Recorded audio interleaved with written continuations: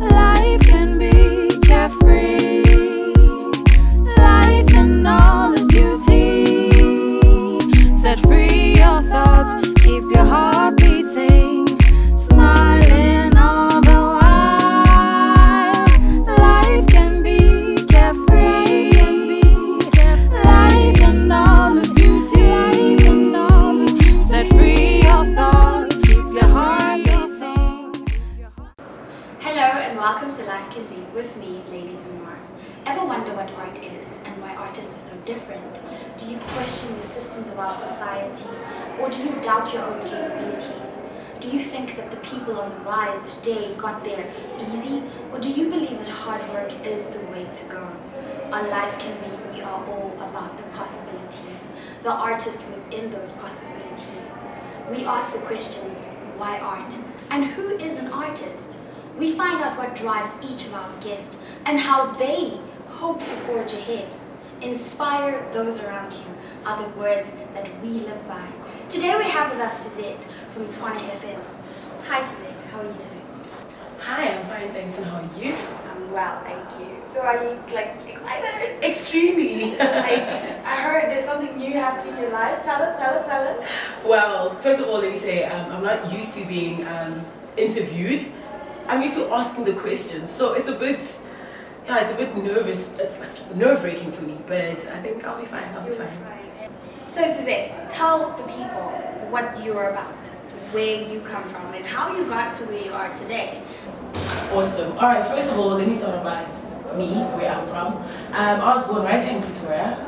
Raised here. I went to Hamilton Primary School, which is just down the road. And I grew up in Pretoria, so I'm studying right here in Pretoria. And I remember in my second year, there were auditions for S1E1 FM. And growing up, I was very shy, honestly. I never thought I'd ever be part of media or anything. I just wanted to be a doctor or the first female astronaut. How far life can throw you, huh? I tell you. So my friends told me about the interview at S1E1 FM, and initially I didn't want to go because I didn't think I'd make it. In primary, they used to call me, there was a song they used to sing every time like I passed by. They'd go, she's a he. Because my voice is a bit different from most girly voices, do you understand? Most people think girls should have like squeaky voices that are like, yeah, they're like soprano. And mine is just different. Like, I don't know how to categorize it because it's different. So I used to get picked on a lot. I think that's why I was shy. And being a little overweight, especially in primary, it's just not comfortable. So that's why I was so reserved and my voice was different. So I just kept to myself. And when my friends told me I should go audition, they're like, no, you've got a good voice. And I'm thinking, how does She's a He go audition for S1E1 FM? But eventually they convinced me, because I didn't think I'd make it, not in 1,000 years. But believe it or not, I actually auditioned. And in my first audition, I got 5 yeses and 2 no's. And then I had to audition again the second time. And the second time I did, I got yeses all around. And I was in. We had boot camp, which was interesting. It was Can I stop you right there? Yes, you may. Boot camp, radio. How do those two go together? Sure. Trust me, a lot of people think radio is just about, you switch on your radio and people having a conversation and they play music and that's that. But no, actually there's a lot of production that goes on behind the scenes, and there's like red tape. Things that you can and cannot do or say. Okay. So now we had to be trained in order to, get rid of bad habits. I know I had a very, very bad habit. I used to go, a lot. So we're told that if you don't know what to say, rather pause and let there be a few seconds of silence than say because now exactly. I remember our station manager, his name is Jeremy, and he actually told me I sound like I'm at Buddha's temple. Yeah, I can imagine. So yes, boot camp was a lot of fun. We learned a lot. We got to bond, and it was awesome, man. It was awesome. And from there, we came back. Boot camp was around November. The following year, January, we started working on air. And it wasn't easy, I remember I started working on a breakfast show. So with the breakfast show, you have news, traffic, like with any primetime show, there are features, you know, traffic news, and that has to be carried out in a certain way. Now, it's a bit intimidating for people like me who listen to commercial radio stations like Metro FM, and you hear how these women and these guys read sport like it was written for them or by them, you know, and it doesn't even sound like they're reading. It sounds like this person is sitting in England watching Manchester versus Chelsea. You understand? Yeah. Oh, it's just so flawless. And there you are, trying to read all these big English words, or sometimes trying to pronounce someone's surname. It's just uncomfortable, but hey, I've come a long way since then. You have. I've listened to you guys, and I've noticed that you like the only female. Yes, I am the only female.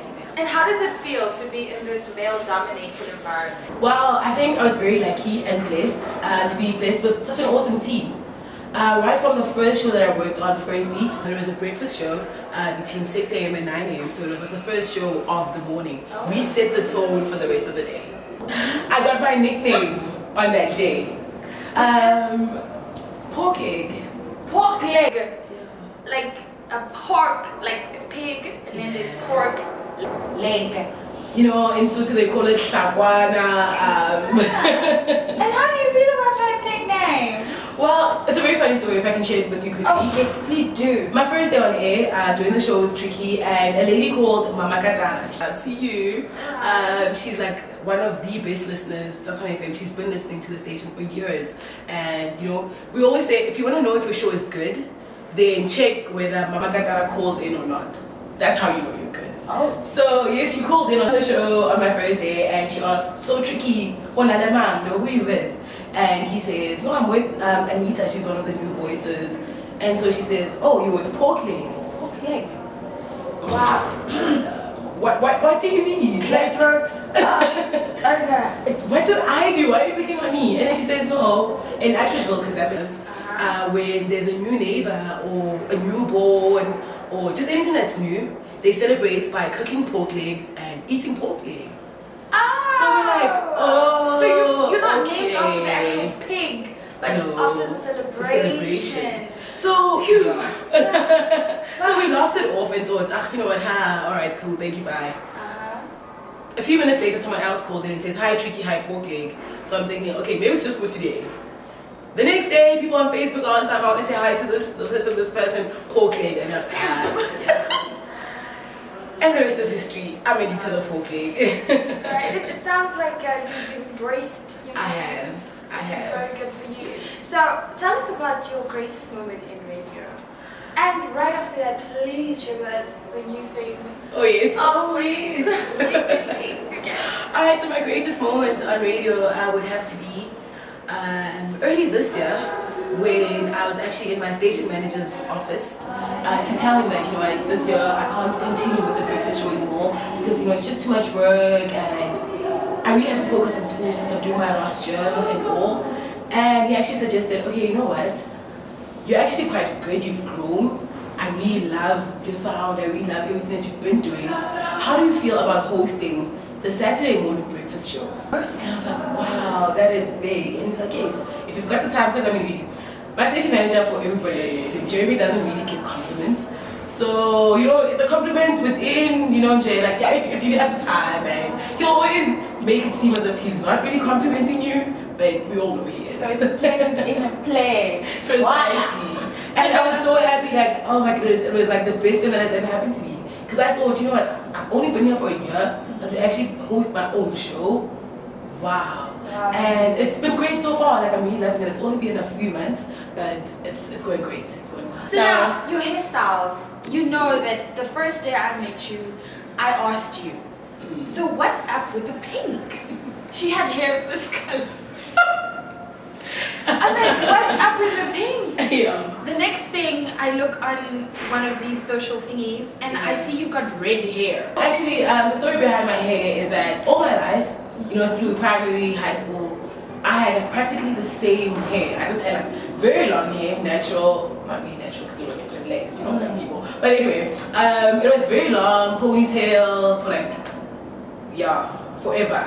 Ponytail or ponytail? No, as in my hair could like tie a very long ponytail. I had very long hair, and you know, it was just the same look You're in, you're out. The only difference would be how you home or tired today. And you know, when I got to matric dance, I thought, you know what? I'm done. I'm done. Like, I'm tired. This is my chance. It's like a portrait. you know, I don't know. Something must be done. Who says, as African women, we need to have straight hair that's up to our shoulders, and we all need to look Western, where we're actually African women. Yes. And I decided, you know what? Viva African women. Viva Africa, man. And I kind of go off. I left Bonolo, like oh my goodness, if I were to sit here and lie and say I come up with these things, that would be the biggest lie in history. Like, I literally walk into the salon and I sit down on the chair. He doesn't even tell me what he's doing, what he's mixing, what color it is. I just realized when I walk out of the dryer that, oh my gosh. You honestly have more confidence than a lot of women around us. One last question right now. What you call this? You know how the international market is?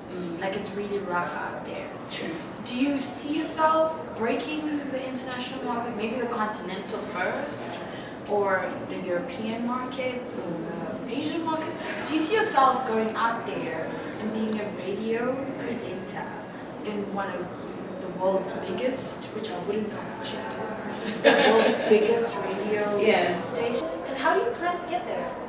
Alright, first of all, I'd like to say yes, I dream of, you know, because the thing is, this is how I see the world. It's all the media right now. Worldview. Yes. It's so sad that you find journalists in England trying to talk about Utata Madiba's condition in South Africa. And half of the time, they make half of the story up. Serious? Yes. I mean, what about the truth? You understand? So, yeah, if I could have an opportunity to actually tell the truth from a South African point of view elsewhere in the world, then yes, I'd definitely bring it on. Alright. Who says a girl from the dusty streets of Kia? Who used to be called some other name? You and know. then later was a big name, Brooklyn. Right. Yes. Can we just take a break and we'll be back